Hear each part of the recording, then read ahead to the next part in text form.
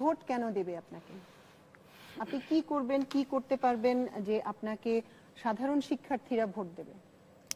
আসলে আমার এখানে আসার কারণও হচ্ছে 19-এর কিছু অসম্পূর্ণ কাজ, যেটা অলরেডি বলেছিলাম যে একনেকে 3বার অনুমোদন হবার পরেও যে ভবনটা আটকিয়ে দেওয়া, আবাসন সংকট নিয়ে কাজ করা সর্বাগ্রে, তার জন্য যা যা ব্যবস্থা নেওয়া লাগে, এবং ছাত্র এবং শিক্ষকের সাথে যে দাস এবং মানে সম্পর্ক, প্রজা সম্পর্ক, এই সম্পর্কের ভারসাম্য আনা, এটা আমাদের একটা মানে প্রায়োরিটি লিস্টে আছে। এবং আরেকটা ব্যাপার হচ্ছে টিউশনের উপর মানে ছাত্রছাত্রীদেরকে যে নির্ভরশীল হতে হয়, আমাদের এখানে প্রস্তাব থাকবে যদি আমরা সুযোগ পাই, একদম ফার্স্ট ইয়ার থেকে একটা স্টুডেন্ট যেই ক্যারিয়ারে যেতে চায় তাকে সেইভাবে ফার্স্ট ইয়ার থেকে গ্রুম করা, এবং সাথে তার একটা কর্মমুখী মানে এমন কোন একটা কর্মসংস্থানের ব্যবস্থা করে দাও যেটি তার ভবিষ্যতে তার ক্যারিয়ারের জন্য ভ্যালু অ্যাড করবে, কিন্তু আসলে তার জীবনের কর্মঘণ্টাগুলো নষ্ট করবে জিনিসটা না। হচ্ছে এরকম যে আপনি কিছু প্রস্তাবের কথা বলছেন। প্রথমত আমি ঠিক জানি না একজন ডাকসু ভিপির ওই অথরিটি আছে কিনা যে সে আবাসনের ব্যবস্থা করে দিতে পারে, সে চেষ্টা করতে পারে। আর আপনি যেটা বলছেন সেগুলি কিন্তু মানে সবই প্রচেষ্টা, কোন ভাবে না যেতে না, চান যে কারণে এটা আপনাকে হচ্ছে এখন ভোট দিবে। আপনি ভিপি হওয়ার পর কি চেষ্টা করবেন সেটা তো ভিপি হওয়ার পরের জি অবস্থা। জি। এখন যখন কেন ভোট দিবে যখন আপনাকে? ডাকসুর ইতিহাস পরপর দুটো মানে পরপর না মানে দুটো সরকার, দেশের সরকার ফেলে দেওয়ার ইতিহাস, সেখানে ডাকসু কত বড় চাপ সৃষ্টি, আমি আমি একটু বলি, ডাকসু কত বড় চাপ সৃষ্টিকারী প্রতিষ্ঠান, কত বড় প্রেসার গ্রুপ, এটা আপনার মাথায় রাখতে হবে। এবং যিনি ডাকসু ভিপির এই কিংবা ডাকসুর এই মানে পদগুলো যিনি মানে পাবেন, যার সেই ভাগ্য হবে, তার আসলে কথার কিংবা তার অ্যাক্টিভিজমে সেই ওজনটা থাকবে। এবং এটাই আসলে দরকার যে ছাত্রদের একটা তাদের ভোটে নির্বাচিত, তাদের ম্যান্ডেটে আসা একটা প্রতিষ্ঠান দরকার। না হলে আসলে সেবামূলক কাজ তো প্রত্যেকটা সংগঠন, যাদের টাকা বেশি আছে তারা বেশি করবে, যাদের যত গুড় তত মিষ্টি, যাদের টাকা কম আছে বা আমার মতো গরিব সংগঠন, তারা কিছু করতে পারবে না। ব্যাপারটা এরকম না, আপনার মনে হচ্ছে যে আপনার কথায় সেই পরিমাণ ওজন আছে যে আপনার কথা শুনে আপনাকে ভোট দিবে। জি। আপনার ক্ষেত্রে কি, কেন ভোট দিবে আপনাকে? ধন্যবাদ। আমি একটু রেস্টে নেই বলতে চাই যে হ্যাঁ, অবশ্যই আমি সাদিক কাইমের সাথে একটা জায়গায় একমত। আমি এই বিষয়টা আজকে টানতাম না যদি আসলে সাদিক কাইম অস্বীকার না করতেন। তবে আমরা সেই পিছনের দিনে ফিরে যেতে চাই না। আমরা চাই মানে আমাদের যে লড়াই, আমি যদি আমার একদম ব্যক্তিগত জায়গা থেকে বলি, আমার যে ফাইট, এত অত্যাচার, নিপীড়ন, মার খাওয়া, এটা তো শুধু আমি আমার জন্য করি নাই বা আমি কোনো কমিউনিটির জন্য করি নাই। আমি যেটা করেছি, আমি করেছি সকল শিক্ষার্থীদের জন্য, ঢাকা বিশ্ববিদ্যালয়ের সকল শিক্ষার্থীদের জন্য, সকল বাংলাদেশের মানুষের জন্য। আজকে এই যে আমরা নির্ভয়ে ক্যাম্পাসে আমরা ভোট চাচ্ছি, এই যে ডাকসুর জন্য এত যে ফাইট করেছে, এটা কি আমি কি জানতাম তখন যে ভিপি ক্যান্ডিডেট হবো আমি, এবং ভিপি ক্যান্ডিডেট হলে আমি জিতে যাবো? আমি কি এখনো জানি না। তাহলে ফাইটগুলো কেন করলাম? ফাইটগুলোর উদ্দেশ্য ছিল এটা যে এই যে ছাত্র সংগঠনগুলো আছে বা বিশ্ববিদ্যালয়ের শিক্ষার্থীরা আছে, বিশেষ করে শিক্ষার্থীদের, তারা যেন উন্মুক্তভাবে একটা গণতান্ত্রিক চর্চার জায়গায় আসতে পারে। এবং ছাত্র সংগঠনগুলোর ক্ষেত্রে যদি ডাকসুটা না হতো, তাহলে ইতিমধ্যে আধিপত্য বিস্তারের কাজ শুরু হয়ে গেছিল, সেটা প্রশাসন থেকে এবং ছাত্র সংগঠনগুলোর জায়গা থেকে। তো সেটা কিন্তু ঠিক না, একটা গুণগত পরিবর্তনের জন্য প্রয়োজন ছিল। আমি যে কথাটা বলতে চাই যে আমরা আসলে সবাইকে নিয়েই চলতে চাই। 19 সালে ডাকসুর একটা ঘটনা বলি, তখন ছাত্র শিবিরকে নিষিদ্ধ করার জন্য ছাত্রলীগের সবাই প্রস্তাব নিয়ে আসছিল, আমরা সেটা করতে দিইনি, আমি নিষেধ করেছি। তো তখন নুরুল হক নূর ভাই ভিপি ছিলেন, আমাকে মানে আদর করে ডাকতেন আর কি, যে মোল্লা। তো মোল্লা আমি কি করবো? বললাম যে না ভাই, আপনি কখনো এটা নিষিদ্ধ করবেন না। ঢাকা বিশ্ববিদ্যালয় এমন একটা জায়গা, এইখানে যদি আপনার কমিউনিজমের চর্চা হতে পারে, ডেমোক্রেসির চর্চা হতে পারে, ধর্মভিত্তিক রাজনীতির কেন চর্চা হতে পারে? এবং আমি এইটা ঢাকা বিশ্ববিদ্যালয়ের শিক্ষার্থীদের এই মানে কমিটমেন্ট দিচ্ছি, ওনারা যদি আমাকে ম্যান্ডেট দিয়ে এই দায়িত্ব দেয়, দল মত চিন্তা করে আমি আসলে কারোর জন্য কাজ করবো না। এবং ঠিক যেভাবে ছাত্র শিবিরকে নিষিদ্ধ করার এজেন্ডা এসেছিল, ঠিক একইভাবে অন্য কোনো ছাত্র সংগঠনকে নিষিদ্ধ করার যদি কোনো এজেন্ডা আছে, আমি সেটা করতে দেবো না। আমার কাছে প্রথম পরিচয় হয়েছে সে একজন ঢাকা বিশ্ববিদ্যালয়ের শিক্ষার্থী, এবং সেই আওয়ামী ফ্যাসিবাদী সময়ে বিশ্ববিদ্যালয়ে ছাত্র শিবির ত্যাগ দিয়ে, ছাত্র দল ত্যাগ দিয়ে, ছাত্র অধিকার, অনেক ছাত্র সংগঠন, ছাত্র সংগঠন নেতাদের উপরে অত্যাচার করা হয়েছে। তখন কেউ কথা না বললেও অনেক সময় আমরা কিন্তু প্রতিবাদ করেছি। এই জন্য না যে সে শিবির করে বা ছাত্র দল করে, এজন্য করেছি কারণ তারা ঢাকা বিশ্ববিদ্যালয়ের শিক্ষার্থী, তারা বাংলাদেশের মানুষ। আমাকে সলিটারি কনফাইনমেন্টে নেওয়া হয়েছিল, আমাকে রিমান্ডে নিয়ে অত্যাচার করা হয়েছে। অনেকে সেই ভিডিওটা দেখেছেন, নুরুল হক নূর ভাইয়ের বাসা থেকে ধরে নিয়ে গেছে। কারণ কি ছিল জানেন? কারণ ছিল বুয়েটের তখন 24 জন শিক্ষার্থীকে টাঙ্গুয়ার আওয়ারে গ্রেপ্তার করা হয়েছিল। সেই 24 জন শিক্ষার্থী ছাত্র শিবির ছিল। আমাকে রিমান্ডে নিয়ে জিজ্ঞেস করতেছে যে তুই জানোস না যে ওরা ছাত্র শিবির করে, তুই কি জন্য ওদের জন্য আন্দোলনের জন্য তুই ডাক দিছস? আমার কি দোষ ছিল যে হাফেজ রেজাউল করিম কমি মাদ্রাসার শিক্ষার্থী, তাকে আওয়ামী লীগের সেই সমাবেশে, শান্তি সমাবেশে মেরে ফেলা হয়েছে, আমি সেটার প্রতিবাদ করেছি। আমরা সবাইকেই ধারণ করতে পারি। আর যেটা বলতে চাই যে শিক্ষার্থীদের জন্য আমরা আসলে কি করতে চাই, দেখেন সেই ফ্যাসিবাদী সময়েও যেভাবে শিক্ষার্থীদের পাশে দাঁড়িয়েছিলাম, প্রত্যেকটা অধিকার আদায়ের সংগ্রাম করেছি, অভ্যুত্থানের সময় আমি কিন্তু গ্রেপ্তার হয়েছিলাম 28 জুলাই, এবং অভ্যুত্থান পরবর্তী সময়গুলোতেও শিক্ষার্থীদের পাশে ছিলাম। অভ্যুত্থান পরবর্তী সময়ের কথা যদি বলি, এই যে চাকরির আবেদন ফি কমানোর আন্দোলন, পিএসসি সংস্কার আন্দোলন, সর্বশেষ এই অভ্যুত্থান পরবর্তী সবচেয়ে বড় যে অধিকার ভিত্তিক আন্দোলন ডাকসুর জন্য ফাইট করেছে, আমরণ অনশন করেছে, শিক্ষার্থীরা সাথে ছিলেন, এখানে অনেকেই সেখানে আমাদের সাথে ছিলেন, সংগ্রাম করেছেন। সেই কমিটমেন্ট থেকে বলতে চাই যে শিক্ষার্থীরা যদি ম্যান্ডেট দেয়, ঠিক যেইভাবে করে ফাইট করে শিক্ষার্থীদেরকে সাথে করে নিয়ে ডাকসু আদায় করেছি, ঠিক সেইভাবে ফাইট করে অন্য অন্য অধিকারগুলো আদায়। সবসময় শিক্ষার্থীদের পাশে থাকবেন, এই জন্যই আপনি ভোট চান। আপনার কাছে যদি যাই জামালউদ্দিন খালিদ, কেন আপনাকে ভোট দেবে? সবাই তো দল মতের ঊর্ধ্বে উঠে কাজ করার জন্য প্রতিশ্রুতি দিচ্ছে, তো আমি বলবো ঢাকা বিশ্ববিদ্যালয়ে যদি কেউ দলের মধ্যে থাকা অবস্থায় এবং দলের বাইরে থেকে দল মতের ঊর্ধ্বে উঠে কাজ করেছে, সে জামালউদ্দিন মোহাম্মদ খালিদ। ওটা আমি প্রমাণ করতে পারবো, সবাই কম। আমি আপনাকে যদি একদম কাছাকাছি কিছু কথা বলি, যে ডাকসু নিয়ে আজকে কথা হচ্ছে, কিন্তু ডাকসু নিয়ে গত 10 মাসের ডাকসু নিয়ে সবার আগে যদি কেউ কথা বলে থাকি, সেটা হচ্ছে জামালউদ্দিন মোহাম্মদ খালিদ। 2024 সালের 29শে নভেম্বর আমি সম্মিলিত ডাকসু আন্দোলন গঠন করি 5টি সংগঠনকে নিয়ে। 1 জানুয়ারি 2025 সালে আমি হচ্ছে 2 কার্যদিবসের ভিতরে ডাকসুর রোডম্যাপ দেওয়ার দাবিতে আলটিমেটাম দিই, এবং হচ্ছে 21শে ফেব্রুয়ারি থেকে 25শে ফেব্রুয়ারি পর্যন্ত ডাকসুর রোডম্যাপের দাবিতে গণস্বাক্ষর কর্মসূচি পালন এবং 25 তারিখে অবস্থান কর্মসূচি পালন করেছি, আমার নেতৃত্বে সেগুলো হয়েছে। এবং 23শে মে আমাদের বিনিয়ামিন মোল্লা ভাই এসে উনি যে অনশনে বসেছেন, সেখানে আমিও অংশগ্রহণ করেছি। অর্থাৎ এই ডাকসু আনার পিছনে সবচেয়ে দীর্ঘ মানে শুরু থেকে এখন শেষ পর্যন্ত দীর্ঘ লড়াইটা করেছি আমি। শিক্ষার্থীরা যদি আমাকে মনে করে যে আমি কেন এটা করেছি সেটা একটু বলি, তাহলে একটু যদি সময় দেন আমাকে। আমি যখন দেখেছি 5ই আগস্টের পরে আমরা যে পরিবর্তনটা চেয়েছিলাম, যে আমরা একটা নতুন ফর্মের ছাত্র রাজনীতিটা করব, আমি যখন দেখলাম যে বৈষম্য বিরোধী ছাত্র আন্দোলন সবার জন্য একটা ছায়া ছিল, তারা সেই দায়িত্বটা পালন করেনি। তারপর আমি সেখানে তাদের ডাকা একটা বৈঠকে বলেছিলাম যে যেহেতু বৈষম্য বিরোধী ছাত্র আন্দোলন দায়িত্বটা পালন করেনি, এখন দায়িত্বটা ছিল ছাত্রদল, ছাত্র শিবিরের মতো বড় সংগঠনগুলো। দেখলাম তারাও সেই দায়িত্বটা পালন করেনি, নতুন কোনো ফরম্যাট হাজির করেনি। তখন আমার মাথায় এসেছিল যে ডাকসুটা আমরা না আনতে পারি, খুব শীঘ্রই আগের রাজনীতি আবার পুনরায় ফিরবে, ওয়েস্টার্ন গণরম কালচারে সেই জায়গাতে আমরা চলে যাব। সেই জন্যই হচ্ছে আমি ডাকসু নিয়ে সবচেয়ে বেশি মানে কনসার্নের জায়গায় আমরা চলে আসি এবং ডাকসু নিয়ে আমি দীর্ঘ আন্দোলন করি। এছাড়া আপনি যদি আমাকে বলেন, আমাকে হয়তো আপনি মিডিয়া দেখবেন না, আমার হাইপ খুব একটা নাই, এই জন্য আপনারা হয়তো ডাকতে প্রথম চান নাই আমাকে আর কি। কিন্তু ঢাকা বিশ্ববিদ্যালয়ে যদি আপনি আমার সম্পর্কে খোঁজ নেন, এই জামালউদ্দিন ঢাকা বিশ্ববিদ্যালয়ের ছাত্রদের যে কাজগুলো করা দরকার ছিল নীরবে নিবৃত্তে, সেই কাজগুলো গত 5 বছর যাবত করে যাচ্ছে। সবগুলো লড়াইতে ছিলাম, এখানে সবাই লড়াই অংশীদার, আমাদের এখানে যারা আছে সবাই ফেসিবাদের বিরুদ্ধে লড়াই করেছে, সেটা অবশ্যই সবার একটা পজিটিভ পয়েন্ট। তার পাশাপাশি আমি দলমতের ঊর্ধ্বে উঠে শিক্ষার্থীদের পক্ষে, নারী শিক্ষার্থীদের পক্ষে বিগত দিনে যে পরিমাণ কাজ করেছি, শুধু সেটাও যদি কোনো শিক্ষার্থী দেখে বিশ্লেষণ করে, তারা অবশ্যই আমাকে নির্বাচিত করতে বাধ্য হবে। আমি বলি সবাইকে যে আমাকেই করতে হবে তা না, আমার চেয়ে যোগ্য কাউকে দেখতে তাকেও দিবেন, সমস্যা নেই। আপনার কাছে শুনি, ইয়াসিন আরাফাত, কেন ভোট আপনাকে দেবে? আমরা এখানে সংক্ষেপে বলি, 2019 সালে আমরা ডাকসুতে, তখন জামালউদ্দিন ভাই আমাদের সাথেই ছিলেন, পূর্ণাঙ্গ প্যানেল নির্বাচন করেছিলাম। তখন পরিস্থিতি ছিল খুবই কঠিন, যে নামাজ পড়তে যা তাকে আইডেন্টিফাই করা হতো যে সে শিবির করে কিনা, বিভিন্ন ট্যাগ জঙ্গির মধ্যে কিনা। ওই পরিস্থিতির মধ্যে আমরা ইসলামী রাজনীতি নিয়ে প্রথম আসি। তখন আমাদেরকে এমনও বলা হয়েছে হয়তো আমাদের সবাইকে বহিষ্কার করে দিবে, যে আমরা এই আলাপ কেন তুললাম, 100 বছরের ইতিহাসে এই ঢাকা বিশ্ববিদ্যালয়ে আলাপ কেন তুলে না, তোমরা কোথেকে আলাপ তুলতেছো। তো আমরা তখন থেকে মানে আমরা বহিষ্কার হয়ে যাব, কিন্তু অধিকার আদায়ে আমরা তখন ছিলাম, আমরা কাজ করেছি। এরপর থেকে যতগুলো আন্দোলন ছিল, এমন কিছু আন্দোলন ছিল যেগুলো অনেকে অংশগ্রহণ করে না। যেমন বলি, ইডেনে ছাত্রী নির্যাতন, ছাত্রলীগ কর্তৃক যে নির্যাতনটা হতো, মানে এটাকে পদ দেওয়ার জন্য, আমি শব্দগুলো উচ্চারণ করলাম না, এইসব ইস্যুতে আমরা সম্মুখ সারিতে থেকে আন্দোলন করেছিলাম, এটা নিয়ে কেউ আন্দোলন করেনি।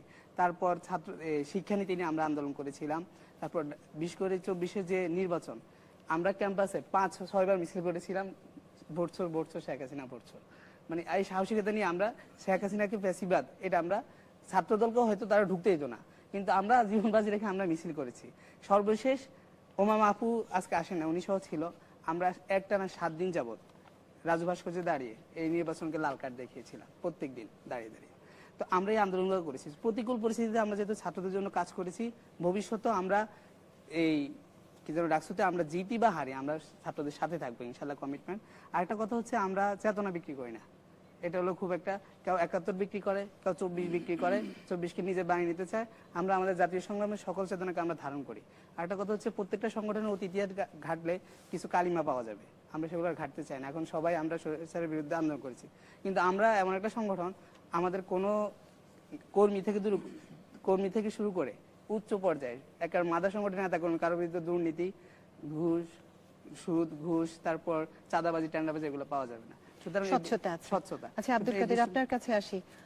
বলা হচ্ছে ইতিমধ্যে অভিযোগ চলে এসেছে যে বৈষম্য বিরোধী ছাত্র আন্দোলন আসলে দায়িত্ব ওই সময় নিতে পারেনি, ওই জন্য অন্যভাবে এসছে। তা আপনাকে একটা অসাধারণ সাফল্যের পর একটা ব্যর্থতা দেখিয়ে ফেলেছেন, কেন তাহলে আপনাকে ভোট দেওয়া হবে? দেখেন ভাই তো হয়তো বা সেটা বলছিলেন, সে বৈষম্যবিরোধী শিক্ষার্থীদের যে ব্যানারটা সেটার বিভিন্ন নেতৃস্থানীয় মানে কি নেতৃবৃন্দ ছিলেন, ব্যক্তিবর্গ ছিলেন, সে জায়গায় তাদের বিষয়ে তারা হয়তো উল্লেখ করতে পারবে। শুধুমাত্র বৈষম্যবিরোধী বলতে তখন তো নির্দিষ্ট কোনো প্ল্যাটফর্ম ছিল না। সেক্ষেত্রে আপনার একাধিক ব্যক্তি, সেটা আপনার ইনক্লুসিভ, ডান বাম সবাই ছিল বৈষম্যবিরোধীতে, শুধু আমরা না। কিন্তু আমাদের কেন জানি মনে হয় শুধুমাত্র মানে নেগেটিভ বিষয়টা আমাদের 2 থেকে 4 জন মানুষকে হচ্ছে ইন্ডিকেট করা হয়, তাদেরকে চাপিয়ে দেওয়া, কিন্তু পজিটিভ বিষয়টা সবাই নিতে চায় কেন জানি, একটা বিষয়। আমি যদি আমার কথা বলি সেক্ষেত্রে হচ্ছে আমাকে কেন ভোট দিবে, কেন বা আমাকে চয়েস করবে, আমি একটু বলি। শিক্ষার্থীরা একটা শঙ্কার মধ্যে আছে। শঙ্কাটাকে জানেন যে আবারও গণরুম গেস্টরুম ফিরে আসে কিনা, আবারও হচ্ছে দখলদারিত্ব ফিরে আসে কিনা, জিম্মি প্রথা দাসপ্রথা ফিরে আসে কিনা। কারণ কি জানেন, শঙ্কার জায়গাটা হচ্ছে 90 গণঅভ্যুত্থান পরবর্তী ডাকসু হয়েছিল, কিন্তু সেই ডাকসু 91 তার ডাকসু হয় নাই। কিন্তু 91-তে গণরুম গেস্টরুম ফিরে আসছিল। 91-তে কারা ক্ষমতা এসেছিল, যদি আমরা বিএনপি জামাত সরকারের কথা বলি, আমরা দেখেছি। কিন্তু মানে শিক্ষার্থীর সেই সংখ্যার জায়গা আছে, যদি আবারও 26-এ মানে কি 25 সালে আপনার ডাকসু হলো, 26 যদি ডাকসু না হয়ে আবারও গণরুম গেস্টরুম ফিরে আসে, তাদের পাশে কে দাঁড়াবে? সেই জায়গা থেকে আমি যদি বলি, আমি চেষ্টা করেছি যে বিগত দিনে শিক্ষার্থীদের পাশে থাকার জন্য। নতুন করে হচ্ছে গিয়ে কি ডাকসুকে কেন্দ্র করে 1 মাস ধরে আলাপ দিচ্ছি না যে আমি আপনাদের পাশে থাকবো। আমি ব্যক্তি আব্দুল কাদের শিক্ষার্থীদের পাশে থাকার জন্য আমি হচ্ছে মানে হল ছেড়ে দিয়েছিলাম। কিন্তু ওই সময় আপনি জানেন আমি কয়েকটা বলেছিলাম যে তখন আমার বাবার চাকরিটা চলে যায়, কিন্তু আমি শুধুমাত্র মানে 3000 টাকা মানে ফ্যামিলি থেকে দিত, কিংবা আমরা আন্টি দিত, ওইখানে থাকতাম। শুধুমাত্র আমি রিস্কটা নিয়েছি যে আমি শেরদার বিক্রি দিতে পারবো না। আমি ব্যক্তি আব্দুল কাদের কথা বলার জন্য জেল খাটতে হয়েছে, ছোট্ট একটা কমেন্টের জন্য। কিন্তু আপনি জানেন যে জেল খাটার কারণ হচ্ছে আমি যদি আব্দুল পাহাদের 3য় শারদ বার্ষিকীতে আমি শিক্ষার্থীদের জন্য লড়াই করেছি। কিন্তু শারদ বার্ষিকীতে আমরা একটা প্রোগ্রাম করি, প্রোগ্রাম থেকে আমাদেরকে মেরে ঢাকা মেডিকেল ফ্রিডম করা হয়, ওইখান থেকে আমাদেরকে ধরে নিয়ে যাওয়া হয়, 2টা করে মামলা দেওয়া হয়। খুবই মানে তারুণ্যের চাঞ্চলতা নিয়ে আমরা আন্দোলন করছিলাম, কিন্তু কখনো ভাবিনি এভাবে জেলে যাবো। হুট করে আপনি দেখেন জেল থেকে বের হয়েছে দেখি কি আমার পরীক্ষা হয়ে গেছে, মিড টার্ম শেষ, কিন্তু আমার ফাইনাল দিতে দিবে না, কারণ আমার ক্লাস নাই। মানে অমানবিকতার চিত্রটা আপনি দেখেন একটু। আমি 1 বছর ইয়েলস দিতে হয়েছে। কিন্তু আমার তো কখনোই হচ্ছে আমরা গুটি অল্প কয়েকজন মানুষ, 6 থেকে 7 জন মানুষ আমরা এই লড়াইটা চালিয়ে রেখেছিলাম। অনেকে বলতো, কটাক্ষ করে বলতো যে তোমরা 6-7 জন মানুষ এত বড় দানবের বিরুদ্ধে কিভাবে লড়বা। আমাদের একটা লক্ষ্য ছিল, গোল ছিল। আমরা বিন্দুমাত্র কখনো হচ্ছে ব্যক্তি কিংবা গোত্রীয় যে চিন্তা ভাবনা সেটা করি না। আপনি এখন দেখেন শিক্ষার্থীরা অবশ্যই তার কথা চিন্তা করবেন যারা রেগুলার শিক্ষার্থী, শিক্ষার্থী অবশ্যই তার কথা চিন্তা করবেন যার অতীত ইতিহাস, যে এখন যে কমিটমেন্ট দিচ্ছে, যে অঙ্গীকার দিচ্ছেন, তার অতীত ইতিহাসে সেটা যায় কিনা। শিক্ষার্থী আবার চিন্তা করবে যদি আবারও 26-এ ডাকসু না হয়ে গণরুম গেস্টরুম ফিরে আসে, কারণ সম্ভাবনা আছে। যদি আবার ডাকসু মানে গণরুম গেস্টরুম ফিরে আসেন, তাকে ফেলে দিয়ে কিংবা আবার হচ্ছে গিয়ে যে পিছনে ফিরে যাবে, কিংবা যে অপ্রকাশ্য রাজনীতি ফিরে যাবে, নিজের স্বার্থের কথা চিন্তা করবে, এমন কাউকে হয়তো শিক্ষার্থীরা বিবেচনা রাখবে না। তো শিক্ষার্থীরা অবশ্যই তাকে বিবেচনা রাখবে যাকে তারা বিরোধীর পাশে পেয়েছে 5 আগস্টের আগে এবং 5 আগস্টের পরে। এতটুকুই। আমি সাদিকের কাছে আসতে চাই। আসলে প্রশ্ন ওই একটাই যে কেন আপনাকে ভোট দিবে, পাশাপাশি এটাও জানতে চাই যে যে পরিস্থিতি এখন আমরা দেখতে পাচ্ছি, আমি কাদেরের কাছে যে অংশটা দেখলাম যে 90-এর পরও এক ধরনের চেষ্টা করা হয়েছিল, কিন্তু তখন জোট সরকার ক্ষমতায়, তখন অবশ্য জোট সরকার ক্ষমতায় ছিল না, তখন বিএনপি জামাত জোট সরকার ক্ষমতায় ছিল না। 2001-এর পর বিএনপি জামাত জোট সরকার ক্ষমতায় আসছে। কিন্তু আমাদের অতীতটা বলে যে যখন যে ক্ষমতায় ডাকসু আসলে তার যখনই ইলেকশন হয়েছে। এক হচ্ছে ভোট কেন দিবে, আর হচ্ছে ভোট দেওয়ার পর দলীয় প্রভাব মুক্ত একটা ডাকসু কি আমরা পেতে পারি, আমরা ওই আশা করতে পারি? আপনি কি মনে করেন? জুলাই বিপ্লবের পরে আমরা বারবার বলছি আমরা শহীদদের আকাঙ্ক্ষার আলোকে আমাদের ছাত্র রাজনীতি বিনির্মাণ করতে চাই এবং নতুন ছাত্র রাজনীতি বিনির্মাণ করতে চাই। তো সেই নতুন ছাত্র রাজনীতির রূপরেখা কেমন হওয়া উচিত এবং এটার বাস্তবায়নটা কেমন হওয়া উচিত সেটা আমাদের জায়গা থেকে আমরা দেখানোর চেষ্টা করেছি। এবং ক্যাম্পাসে শিক্ষার্থী বান্ধব, ছাত্র বান্ধব যতগুলো দাবি দেওয়া আছে সেই সকল দাবি দেওয়াগুলো আমরা প্রশাসনের কাছে উত্থাপন করেছি। আপনি দেখবেন আমাদের 63 একটা সংস্কার প্রস্তাবনা দিয়েছিলাম। সেই সংস্কার প্রস্তাবনায় বিশ্ববিদ্যালয়ে যে আমূল পরিবর্তনের জন্য যা যা দরকার একদম ইনস এন্ড আউট সেটা আমরা দিয়েছি। এবং বিশ্ববিদ্যালয় প্রশাসনকে আমরা দফায় দফায় তাদের সাথে আমরা তাদেরকে শিক্ষার্থীদের দাবি উত্থাপন করেছি, তাদেরকে এটা বাস্তবায়নের জন্য প্রেশার ক্রিয়েট করেছি। এর পাশাপাশি আমাদের জায়গা থেকে আমরা এটা বাস্তবায়ন করেছি যতগুলো ওয়েলফেয়ারমূলক কাজ করা যায়, কারণ বিশ্ববিদ্যালয় প্রশাসনের অনেক সীমাবদ্ধতা আছে। তো তো সেই সীমাবদ্ধতার জায়গা থেকে যখন বিশ্ববিদ্যালয় প্রশাসনকে বারবার বলার পরও হচ্ছে না, তখন আমাদের যে ক্যাপাসিটি, আমাদের যে অ্যালামনাই আছে, সেই অ্যালামনাইকে কাজে লাগিয়ে আমরা এই কাজগুলো করেছি। এবং জুলাইয়ের যে আকাঙ্ক্ষা, জুলাইয়ের শহীদ পরিবার, জুলাইয়ের আহত যারা আছে গাজী, তাদের ট্রিটমেন্ট এবং শহীদদেরকে নিয়ে যে কালচারালি রিলিভেন্ট করা, জুলাইকে কালচারালি প্রাসঙ্গিক করা, জুলাইকে নিয়ে চিত্র প্রদর্শনী থেকে শুরু করে জুলাইয়ের স্মৃতিকে জাগ্রত করার জন্য স্মৃতি লিখন, এরকম অসংখ্য আয়োজন আমরা করেছি। এবং শিক্ষার্থীদের আমরা বলছি হচ্ছে আমাদের জোটের নাম দিয়েছে ঐক্যবদ্ধ শিক্ষার্থী জোট। আমরা সবাইকে নিয়ে একসাথে চলতে চাই, জুলাই যেভাবে আমরা ঐক্যবদ্ধ আন্দোলন করেছি। তো ওই ইনক্লুসিভ একটা হচ্ছে আমাদের ক্যাম্পাস করার জন্য, আমাদের ক্যাম্পাসে যারা ফিজিক্যালি চ্যালেঞ্জ আছে আমরা তাদেরকে নিয়ে কাজ করেছি। ইসলামী ছাত্র শিবিরের আমাদের যেটা প্রতিষ্ঠা বার্ষিকী হয়েছিল 6 ফেব্রুয়ারি, ওই প্রতিষ্ঠা বার্ষিকীটা আমরা অপরাজয় বাংলার ওইখানেই করেছিলাম বটতলায়, এবং ওইখানে ফিজিক্যালি চ্যালেঞ্জ আছে তাদেরকে আমরা সংবর্ধনা দিয়েছিলাম, অদম্য মেধাবী সংবর্ধনা। এইভাবে শিক্ষার্থী বান্ধব, ছাত্র বান্ধব আমরা শুধু বলে ক্ষান্ত হয়নি, আমরা বাস্তবায়ন করে দেখিয়ে দিয়েছি। এবং শিক্ষার্থীরা আমাদের অসংখ্য ছোট ভাই বোনরা তারা এক্সট্রিম ফাইন্যান্সিয়াল ক্রাইসিসের মধ্যে দিয়ে যায়। তো আমাদের জায়গা থেকে যতটুকু পারি আমরা তাদের পাশে থাকা, তাদেরকে সাপোর্ট দেওয়া, সেই কাজটা আমরা করার চেষ্টা করেছি। তো 1 বছর জুড়ে আমাদের যে অ্যাক্টিভিটি, শিক্ষার্থীদের যে আমাদের সাথে স্বতঃস্ফূর্ত তাদের রেসপন্স, আমরা মনে করি আমাদের যে লিডারশিপ কোয়ালিটি আছে, জুলাইয়ের সবচেয়ে ক্রুশিয়াল টাইমে আন্দোলন সকল অংশীজনদেরকে সমন্বয় করে আন্দোলন কন্টিনিউ করা, জুলাই পরবর্তী সময়ে আমাদের লিডারশিপ, আমাদের অনেস্টি, আমাদের ইন্টিগ্রিটি এবং আমাদের কম্পিটেন্স, এই সব কিছুতেই শিক্ষার্থীরা আমাদের আস্থা রাখতে চাই। বিশেষ করে আমাদের যারা ছাত্রী যারা আছে, নারী শিক্ষার্থী, তাদের আমরা অনেক বেশি রেসপন্স দেখতে পাচ্ছি। এবং তাদের আকাঙ্ক্ষার আলোকে, তাদের যে প্রত্যাশা একটা নিরাপদ ক্যাম্পাস এবং তাদের যে সমস্যাগুলো আছে, সেই সমস্যাগুলোকে আমরা আইডেন্টিফাই করতে চাই। একই সাথে আমাদের ঢাকা বিশ্ববিদ্যালয়ের কথা যখন আমরা বলি, এই ঢাকা বিশ্ববিদ্যালয়কে শুধুমাত্র আমরা রাজনীতিক হিসেবে দেখানোর চেষ্টা করি, কিন্তু ভাই বিশ্ববিদ্যালয় অবশ্যই আমাদের এখানে বিশ্ববিদ্যালয় আমাদের রাজনীতি থাকবে, শিক্ষার্থীরা রাজনীতি সচেতন হবে। কিন্তু এটাকে যদি আমরা পুরোটা রাজনীতি করে ফেলি তাহলে এটা বিশ্ববিদ্যালয় থাকে না। বিশ্ববিদ্যালয়ের কাজ কি? বিশ্ববিদ্যালয়ের কাজ হচ্ছে নতুন নতুন জ্ঞান উৎপাদন করা, জ্ঞান বিতরণ করা। এখন এই নলেজ উৎপাদন করা, বিতরণ করার জন্য কি করতে হবে? আপনাকে গবেষণা এবং এনভায়রনমেন্ট ফ্রেন্ডলি আপনাকে একটা একাডেমিক ইনস্টিটিউশন হিসেবে এটাকে বিল্ড আপ করতে হবে। তো সেই একাডেমিক ইনস্টিটিউশনের জন্য আমাদের ইস্তেহারের মধ্যে আছে, আমরা বলছি আমাদের শিক্ষক যারা আছে, শিক্ষকদের শিক্ষক মূল্যায়ন, টিচার্স এভ্যালুয়েশন সিস্টেম চালু করতে হবে। আমাদের যে লাইব্রেরি আছে সবচেয়ে ভঙ্গুর অবস্থা, তাহলে একটা লাইব্রেরি, ঢাকা বিশ্ববিদ্যালয় কেন্দ্রীয় লাইব্রেরি যদি সবচেয়ে ভঙ্গুর হয়, আমাদের বিজনেস ফ্যাকাল্টির এই লাইব্রেরি, সায়েন্স ফ্যাকাল্টির যে ল্যাবগুলো আছে, লাইব্রেরিগুলো আছে, সবগুলো ভঙ্গুর অবস্থা। কিছুটা এই লাইব্রেরি তো 3 বছর ধরে বন্ধ অবস্থায় আছে।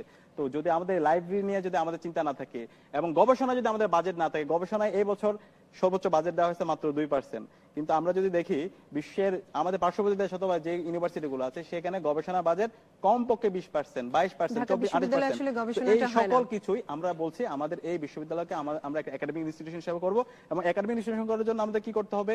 অবশ্যই আমাদের আবাসন সংকট দূর করতে হবে, আমাদের খাদ্যের যে অনিরাপত্তা সেটা দূর করতে হবে, স্বাস্থ্যের অনিরাপত্তা সেটা দূর করতে হবে, এবং আমাদের যারা ছাত্রী আছে তাদের হচ্ছে নিরাপদ ক্যাম্পাস করে তুলতে হবে। এবং এখানে যারা আছে ছাত্রী আমাদের হলগুলোতে। আপনার কাছে আমি আবার আসবো।